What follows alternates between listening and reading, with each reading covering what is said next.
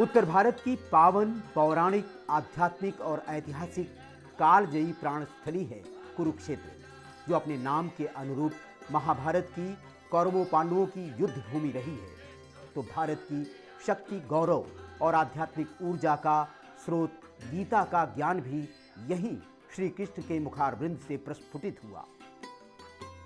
ब्रह्मा द्वारा सृष्टि की रचना के साथ उनके कमंडल से निकले ब्रह्म सरोवर की विशालता, पावनता भी युगों युगों से यहाँ अविरल धारा के रूप में निरंतर कल कल निनाद के साथ बह रही है।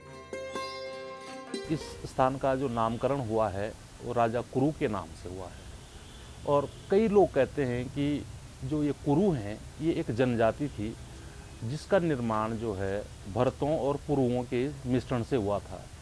तो ये एक जो कथा है कि राजा कुरु ने इस संपूर्ण 48 कोस कुरुक्षेत्र भूमि को, जो कि आज हरियाणा के 5 जिलों में फैली है, इसको हल चला करके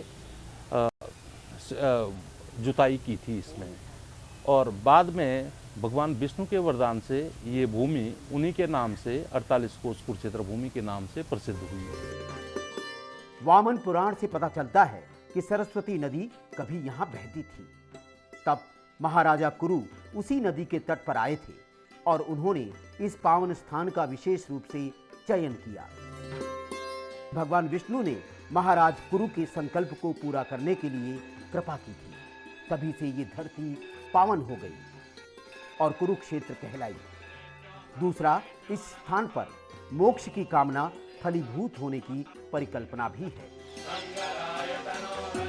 इस ब्रह्म सरोवर के पास ही है पावन विष्णु मंदिर, जहां आरती का सौभाग्य ज्ञान अध्यात्म की सरस्वती ने स्वयं ही गोते लगवा देता है।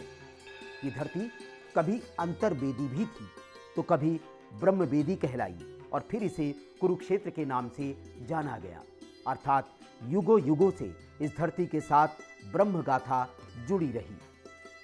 महाराज कुरु ने जब इस धरती को निहित किया तब ये उत्तरवेदी थी।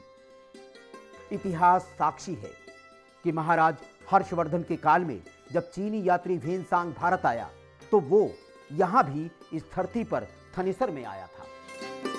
कहते हैं महात्मा गौतम बुद्ध भी यहां आए थे, तो आदि शंकराचार्य भी यहां पहुंचे। सम्राट अशोक ने इस पावन स्थली को दुनिया भर में लोगों के लिए कुरुक्षेत्र को विद्यार्जन की स्थली बनाया था।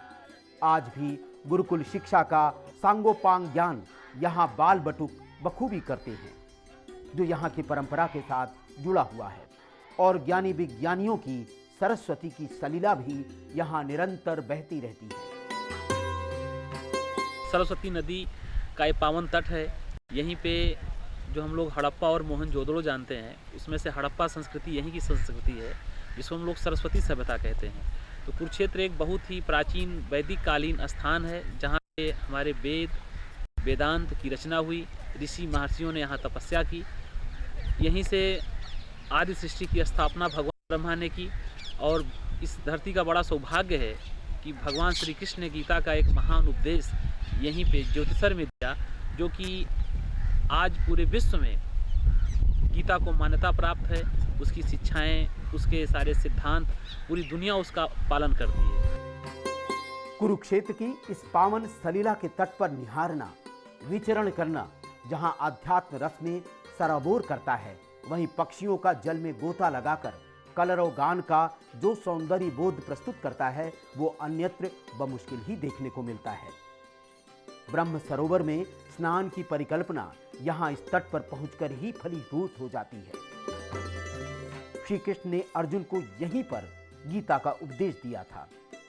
ये पावन स्थली है गीता के उपदेश की।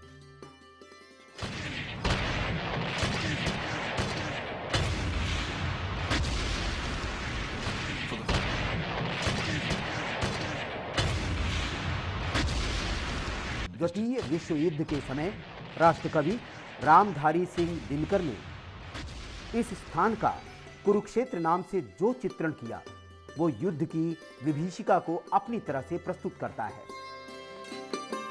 और जब तीव्र हर्ष विवाद उठकर पांडवों के शिविर से घूमता फिरता गहन कुरुक्षेत्र की मातृभूमि में लड़खड़ाता सा हवा पर एक स्वर निसार सा लौट आता था भटक कर पांडवों के पास ही। जीवितों के कान पर मारता हुआ देख लो बाहर महासुनसान है। सालता जिनके हृदय में लोग वो सब जा चुके और हर्ष विवाद अंतः शून्य सा लड़खड़ाता मर रहा था वायु में।